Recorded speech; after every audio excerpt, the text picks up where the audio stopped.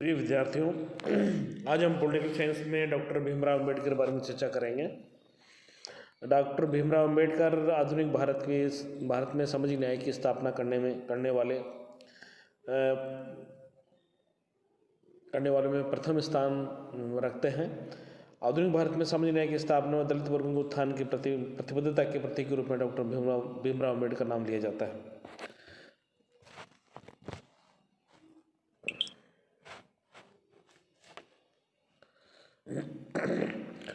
भीमराव अम्बेडकर का जन्म 14 अप्रैल 1891 को मऊ छावनी में हुआ था। इनके पिता का नाम रामजी सकपाल और माँ का नाम भीमाबाई था। इनका परिवार महाराष्ट्र के रत्नागिरी जिले के खेड़ा तालुके के छोटे से गांव अम्बेवड़े का रहने वाला था।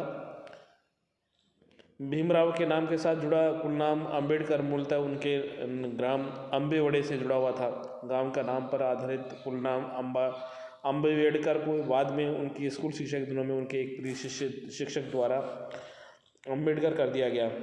अम्बेडकर अपने पिता की 14वीं संतान थे। उनके पिता के 9 बच्चों की मृत्यु हो चुकी थी। जीवित संतानों में 3 पुत्र बालाराव, आनंदराव और भीमराव थे। 2 पुत्रियां मंजुला और तुलसी थी। अम्बेडकर के पिता ब्रिटिश ईस्ट इंडिया कंपनी की सेवा से सेवानिवृत्त होने के पश्चात मऊ से महाराष्ट्र के कोकण जिले के गांव दापोली में आकर बस गए। दापोली में ही अम्बेडकर ने अपने बड़े भाई के साथ प्राइमरी स्कूल में प्रवेश लिया। अम्बेडकर के बड़े भाई उनके साथ स्कूल में प्रविष्ट हुए, किंतु वे अपनी शिक्षा जारी नहीं रख सके और सेना में भर्ती होकर सतारा चले गए। अम्बेडकर जब 6 वर्ष के थे, उनकी माँ का देहांत हो गया। माँ के देहांत के पश्चात अम्बेडकर की देखभाल उनकी बुआ मीराबाई और बड़ी वैद बहनों के द्वारा की गई। अम्बेडकर जब पाँचों कक्षा में थे तब उन्हें सतारा कैंप के स्कूल को छोड़ना पड़ा, क्योंकि उनके पिता रोजगार की तलाश में दापोली से बम्बई आ गए। बम्बई से अम्बेडकर के पिता को कोई अच्छा रोजगार नहीं मिला और उन्हें पेंशन के रूप में प्राप्त होने वाले 50 रुपये प्रतिमाह अल्पराशि से ही अपने परिवार का पालन पोषण करना पड़ा। उनके पिता अपने पुत्रों की शिक्षा दिलाने के लिए कटिबद्ध थे, इसलिए उन्होंने अपने दोनों पुत्रों का प्रवेश एलिफिंस्टन हाई स्कूल मुंबई में करा दिया। आर्थिक अभाव के कारण वे अपने दूसरे पुत्र आनंदराव की शिक्षा जारी नहीं रख सके और उन्हें GIP वर्कशॉप मुंबई में नौकरी कर ली। इस प्रकार अपने सगे भाई बहनों में केवल अम्बेडकर को ही शिक्षा जारी रखने का अवसर प्राप्त हुआ। अम्बेडकर की शिक्षा के प्रति उनके पिता पूरी तरह समर्पित थे। अम्बेडकर अध्ययन के लिए रात को 2 बजे तक जागते थे, जब तक उनके पिता भी उनके साथ ही जागते रहते थे। 1907 में उन्होंने मैट्रिक शिक्षा परीक्षा पर उत्तीर्ण की। पिछड़ी हुई बाहर जाति में किसी बालक के लिए मैट्रिक तक शिक्षित हो जाने को महत्वपूर्ण उपलब्धि माना गया। भीमराव की सर्वत्र प्रशंसा हुई। मुंबई में महाराष्ट्र के प्रसिद्ध समाज सुधारक AK कैलुस्कर व ML के बोले के नेतृत्व में हुई बैठक में अम्बेडकर की प्रशंसा की गई। कैलुस्कर ने अम्बेडकर को उनकी नई पुस्तक the life of Gautam Buddha भी भेंट की। उन्होंने ही अम्बेडकर की बड़ौदा के महाराज से भेंट करवाई। महाराज अम्बेडकर से बातचीत करने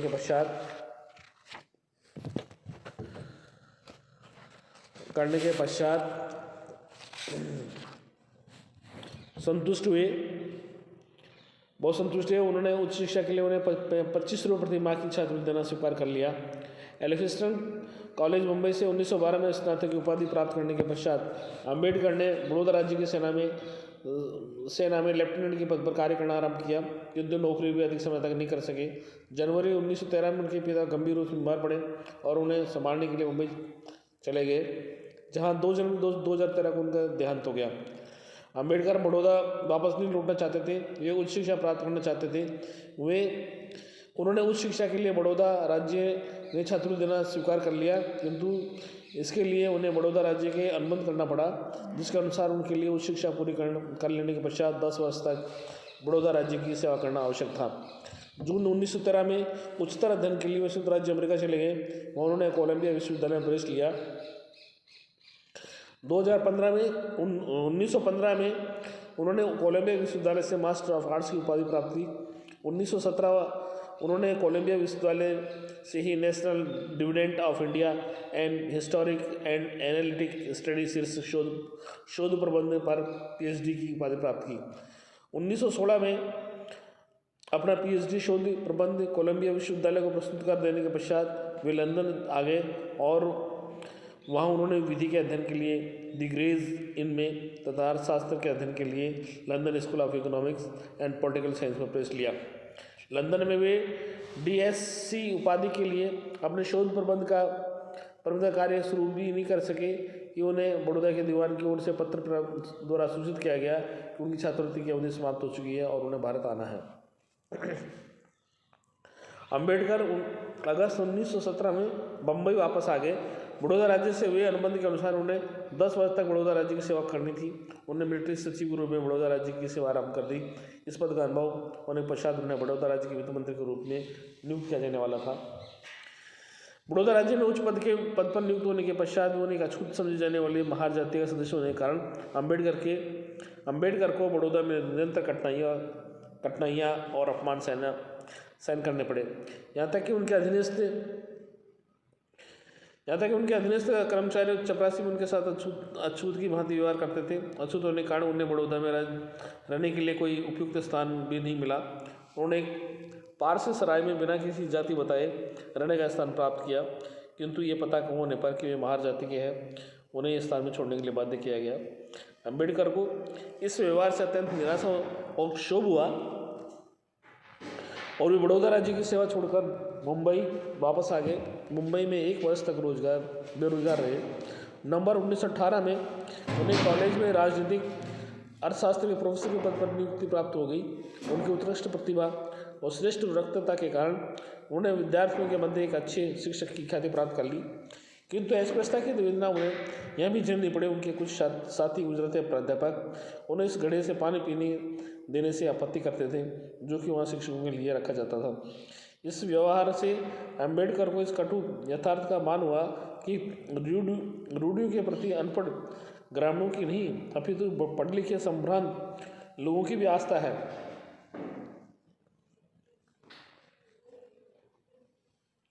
कॉलेज में प्राध्यापक के रूप में अम्बेडकर को 450 रुपये प्रति माह का वेतन प्राप्त होता था। अम्बेडकर ने इनमें से काफ़ी राशि बचा ली थी।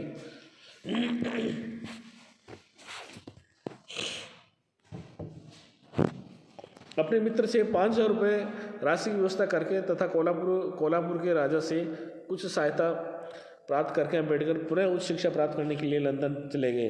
अम्बेडकर ने लंदन में विधि और अर्थशास्त्र की शिक्षा पुनः प्रारंभ कर ली। उन्होंने मास्टर ऑफ साइंस उपाधि के लिए provincial decentralisation of imperial finance in British India शीर्ष शोध प्रबंध प्रस्तुत किया। इस शोध प्रबंध पर उन्होंने 1921 में मास्टर ऑफ साइंस की उपाधि प्राप्त की।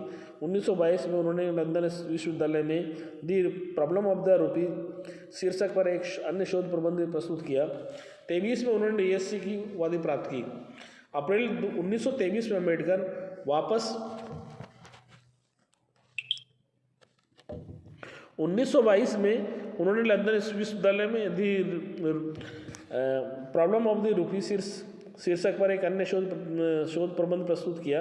1923 में DSc की उपाधि प्रदान की गई। अप्रैल 1923 में अम्बेडकर वापस मुंबई आ गए। वहाँ उन्होंने बैरिस्टर के रूप में वकालत प्रारंभ कर दी।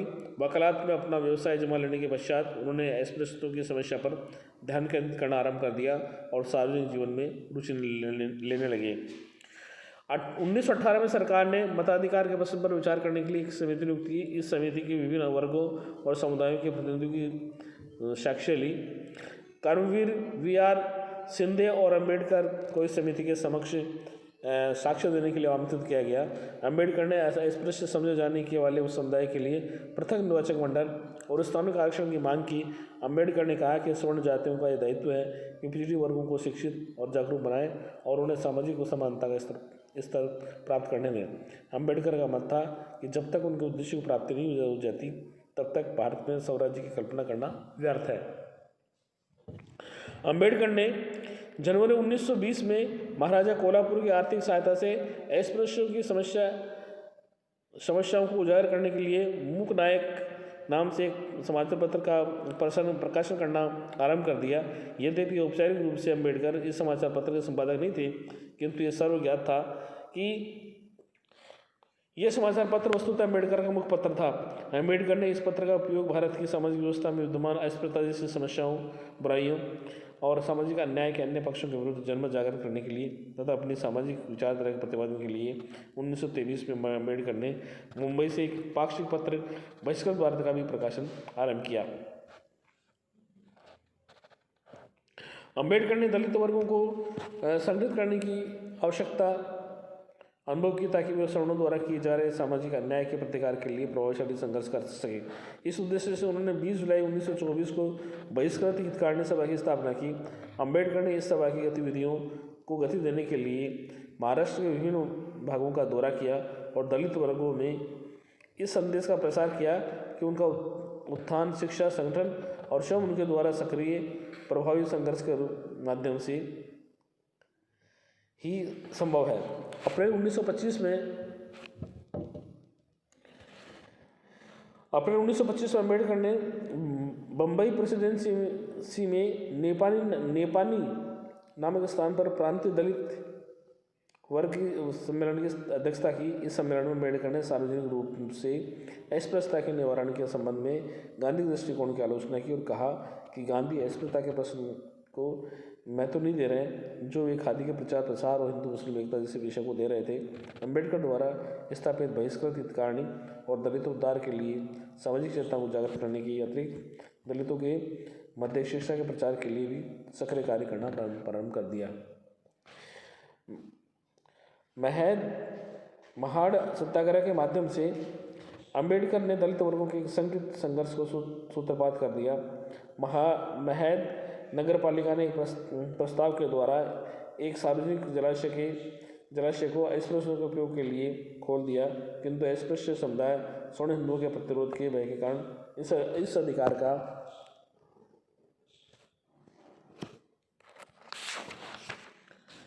उपयोग नहीं कर पा रहे थे। अस्पृश्य अम्बेडकर के नेतृत्व में एक जुलूस के रूप में जलाशय तक पहुंचे। अम्बेडकर ने इस जलाशय से पानी पिया और उनका अनुसरण अन्य सदस्यों ने भी किया। अम्बेडकर के नेतृत्व में मनुस्मृति की प्रतियां भी जलाई गई। अम्बेडकर का मत था कि मनुस्मृति अन्याय व दमन पर आधारित हिंदू सामान्य व्यवस्था की प्रतीक थी। इस दौरान यह अफवाह फैल गई कि अस्पृश्य लोग विश्वेश्वर के मंदिर में प्रवेश इस बीच यह अफवाह फैल गई कि अस्पृश्य लोग वीरेश्वर के मंदिर में प्रवेश का प्रयत्न करेंगे। इससे महद के रूढ़िवादी लोग सक्रिय हो गए और उन्होंने महड सत्याग्रह में भाग ले रहे अनेक अस्पृश्यों की पिटाई की। अम्बेडकर ने अत्यंत दूरदृष्टा और बुद्धिमत्तापूर्वक इस आंदोलन का नेतृत्व किया। उन्होंने अपने अनुयायियों को हिंसक संघर्ष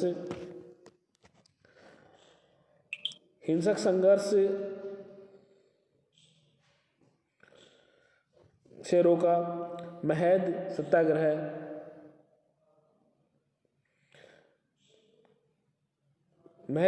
में भाग ले रहे अनेक अस्पृश्यों से पिटाई हो गई तो उन्होंने बहुत ही दूरदर्शी से काम लिया और हिंसक संघर्ष से उनको रोके रखा।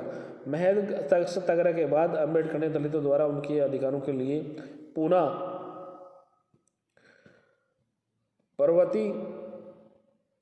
पर्वती सत्याग्रह, कल्याण मंदिर प्रवेश सत्याग्रह आदि अनेक आंदोलनों को प्रभावशाली नेतृत्व प्रदान किया।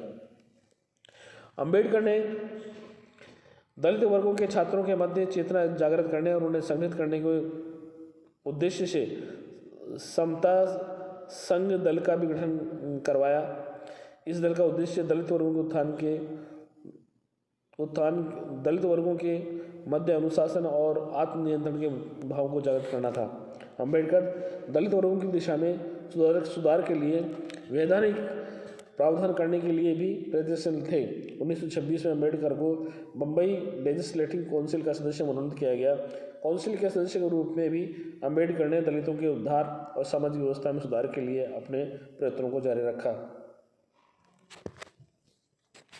1928 में भारत के दौरे पर आए साइमन कमीशन के सम्मुख अम्बेडकर ने ज्ञापन प्रस्तुत किया।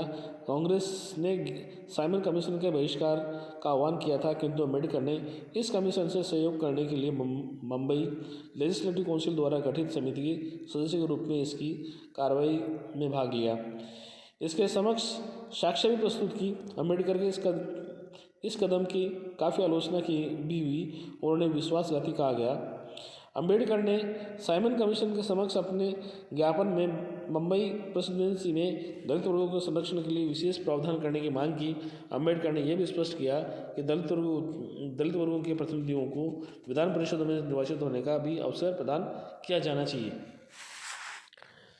दलित वर्गों के नव जागरण का संदेश प्रसारित करने व उनके प्रति हो रहे अन्याय का प्रतिकार करने के लिए अनेक शांतिपूर्ण आंदोलनों का नेतृत्व करके अम्बेडकर भारत में दलित वर्गों के शीर्ष नेता के रूप में उभर चुके थे।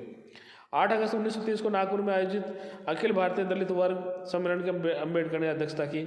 अपने अध्यक्षीय भाषण में अम्बेडकर ने भारत के लिए स्वशासन की जोरदार वकील की, किंतु साथ ही ये भी स्पष्ट किया कि भारत में स्वराज्य की कोई योजना तभी सार्थक और सफल हो सकती है जबकि इसके अंतर्गत दलित वर्गों के सम्मान व अधिकारों को मान्यता दी जाए और उनके प्रति शताब्दियों से होते आ रहे सामाजिक अन्याय का प्रतिकार किया जाए।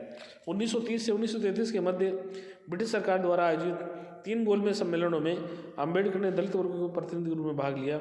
इन गोलमेज सम्मेलनों में अम्बेडकर ने दलित वर्गों के लिए पृथक निर्वाचक मंडल सहित उनके लिए स्थानों को आरक्षण की मांग की। उन्होंने स्पष्ट शब्दों में यह घोषित किया कि जब तक भारत के लिए प्रस्तावित राजनीतिक प्रणाली में राजनीतिक सत्ता में दलित वर्गों को समुचित भागीदारी नहीं दी जाती, भारत में स्वशासन को कोई वास्तविक अर्थ नहीं रहेगा।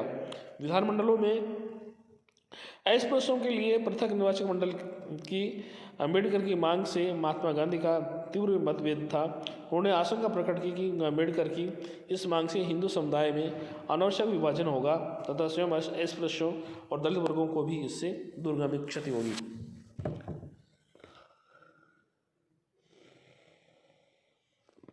अगस्त 1932 में ब्रिटिश सरकार ने सांप्रदायिक पंचायत की घोषणा की, जिसमें अस्पृश्यों के लिए पृथक निर्वाचक मंडल को स्वीकार कर लिया गया। महात्मा गांधी ने सांप्रदायिक पंचायत के विरुद्ध आमरण अनशन प्रारंभ कर दिया। अंततः अम्बेडकर को गांधी के आग्रह के आगे झुकना पड़ा और सितंबर 1932 में येरावदा जेल में पुनः पैक्ट पर हस्ताक्षर किए गए। अम्बेडकर के मन में विश्वास सेना से अधिक दृढ़ होने लगा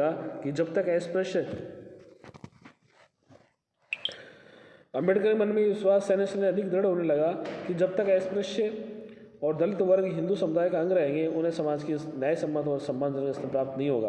1935 में अम्बेडकर ने सार्वजनिक रूप से यह घोषणा कर दी कि अस्पृश्य हिंदू धर्म को त्याग कर अन्य किसी धर्म को अपना लेंगे। महात्मा गांधी ने अम्बेडकर की ऐसे प्रयत्नों का तीव्र प्रतिरोध किया।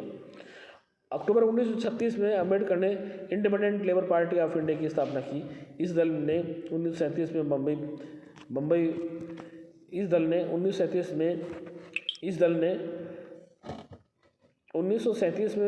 बम्बई विधान परिषद के निर्वाचन में उत्साहजनक सफलता प्राप्त की। अनुसूचित जातियों के लिए सुरक्षित 15 स्थानों में 13 स्थान इस दल के प्रत्याशियों ने जीते। उन्हें सामान्य स्थानों पर भी दल के प्रत्याशी विजयी हुए। वहीं 2 सामान्य स्थानों पर भी दल के प्रत्याशी विजय हुए। अम्बेडकर के दल सदस्यों ने विधान परिषद में हरिजनों, मजदूरों, अन्य दलित वर्गों की दिशा में सुधार के लिए संगठित प्रयत्न किए। अगस्त 1942 में अम्बेडकर को गवर्नर जनरल की कार्यकारी परिषद का सदस्य मनोनीत किया गया। 1942 में ही अम्बेडकर ने एक अखिल भारतीय राजनीतिक दल के रूप में अनुसूचित जाति फेडरेशन का गठन किया। Independent labour party of India का भी इसे विलय कर दिया गया। गवर्नर जनरल की कार्यकारी परिषद के सदस्य के रूप में अम्बेडकर ने दलित वर्ग की सामाजिक शैक्षणिक उन्नति के लिए प्रभावशाली भूमिका निभाई। उन्होंने केंद्र सरकार से अनुसूचित जातियों की शिक्षा के लिए विशेष राशि स्वीकृत कराने और केंद्रीय और प्रांतीय सरकारों की सेवाओं में अनुसूचित जातियों के सदस्यों के स्थानों के लिए आरक्षण का प्रावधान करने में सफलता प्राप्त की। अनुसूचित जातियों के युवकों में शिक्षा के प्रसार के लिए अम्बेडकर ने 1945 में पीपुल्स एक्शन सोसाइटी की स्थापना की। इस संस्था ने बम्बई प्रेसिडेंसी में अनेक महाविद्यालय खोले। कांग्रेस ने अम्बेडकर के तीव्र विरोध कर रहे कांग्रेस से अंबेडकर के तीव्र विरोध कर रहे, फिर कांग्रेस से अंबेडकर के तीव्र विरोध रहे, फिर भी कांग्रेस के नेताओं विशेषकर जवाहरलाल नेहरू के मन में अंबेडकर की प्रतिभा और सामाजिक आर्थिक राजनीतिक न्याय के लक्ष्य के प्रति उनके समर्पण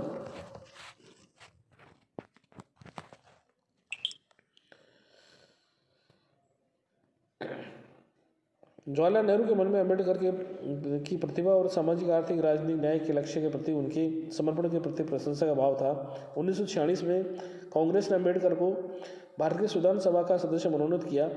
वे जवाहरलाल नेहरू के नेतृत्व में बने भारत के प्रथम मंत्रिमंडल में विधि मंत्री के रूप में सम्मिलित हुए। संविधान सभा की प्रारूप समिति के अध्यक्ष के रूप में उन्होंने संविधान के निर्माण में महत्वपूर्ण और निर्णायक भूमिका निभाई। विधि मंत्री के रूप में उन्होंने हिंदू कोड बिल का प्रारूप तैयार किया। हिंदू कोड बिल द्वारा अनेक संदर्भों में परंपरागत भारतीय सामाजिक व्यवस्था में क्रांतिकारी परिवर्तनों का प्रस्ताव किया गया था। हिंदू कोड बिल के प्रारूपकार के रूप में अंबेडकर को अनेक लोगों ने आधुनिक मनु की संज्ञा दी। इस विधेयक के अनेक प्रावधानों द्वारा उन प्रावधानों के स्पष्टीकरण क्रम में अंबेडकर द्वारा संसद में दिए गए व्यक्तियों की नेहरू के मंत्रिमंडल में अनेक वरिष्ठ सहयोगियों तथा कांग्रेस सदस्यों ने कटु आलोचना की। हिंदू कोड बिल के विवादास्पद प्रावधानों पर कांग्रेस सदस्यों से मतभेद के कारण ही अंबेडकर सितंबर 1951 में मंत्रिपरिषद से त्यागपत्र दे दिया। 1952 में अंबेडकर ने लोकसभा का चुनाव लड़ा, किंतु वे निर्वाचित नहीं हो सके। 52 में बम्बई विधानमंडल द्वारा वे राज्यसभा के लिए निर्वाचित हुए। 55 में उन्होंने भारतीय बुद्ध महासभा की स्थापना की। तब भारत में बौद्ध धर्म के प्रचार प्रसार का बेड़ा उठाया। 14 अक्टूबर 1956 को उन्होंने नागपुर में हुए ऐतिहासिक सभा में अपने लाखों अनुयायियों के साथ बौद्ध धर्म स्वीकार कर लिया। 6 दिसंबर 1956 को दिल्ली में उनका देहांत हो गया। सामाजिक न्याय और सम्मानपूर्ण जीवन के लिए शताब्दियों से पीड़ित शोषित दलित वर्गों के संघर्ष का प्रेरणा स्रोत महान मुद्दा नहीं रहा। अंबेडकर ने बहुत सी रचनाएं लिखी। वो एक उत्कृष्ट विद्वान थे और उन्होंने भारतीय ग्रंथों, भारतीय सामाजिक व्यवस्था के स्रोतों, अर्थशास्त्र, विधि, न्यायशास्त्र का गंभीर अनुसरण किया। अनेक महत्वपूर्ण ग्रंथों की रचना की उनमें पहला है what Congress and Gandhi have done to the untouchables. दूसरा है who were the Shudras, how they came to be the fourth varna in the Indo Aryan society. तीसरा स्टेटस एंड माइनॉरिटीज। चौथा the untouchables, who are the and why they become untouchables. पांचवा the Buddha and the Dhamma, the rise and fall of the Hindu women, Gandhi and Gandhism, the problem of the rupee. Gandhi के ऊपर ये इनकी महत्वपूर्ण रचनाएं थी। The untouchables, who are the and why they become untouchables, the Buddhas and his Dhamma, the rise and fall of the Hindu women, Gandhi and Gandhism, the problem of the rupee. ये इनके महत्वपूर्ण ग्रंथ रचनाएं थी।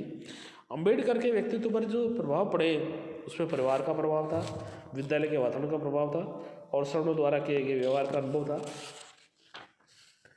पश्चिम की शिक्षा का भी बहुत महत्वपूर्ण प्रभाव पड़ा और बहुत सारे व्यक्तियों से प्रेरणा और संपर्क का भी उनके ऊपर प्रभाव था। जैसे महात्मा बुद्ध है, कबीर है, संत कबीर है, ज्योतिबा फुले हैं, जॉन डीवे हैं, कार्ल मार्क्स है, महात्मा गांधी है और जस्टिस रानाडे है। ये उनके चिंतन पर प्रभाव डालने वाले प्रमुख व्यक्ति थे। तो इस तरह से डॉक्टर अंबेडकर सामाजिक न्याय के बहुत बड़े प्रोदा थे और उन्होंने जो पिछड़े और दलित लोग हैं उनके उत्थान के लिए बहुत महत्वपूर्ण कार्य किया। धन्यवाद।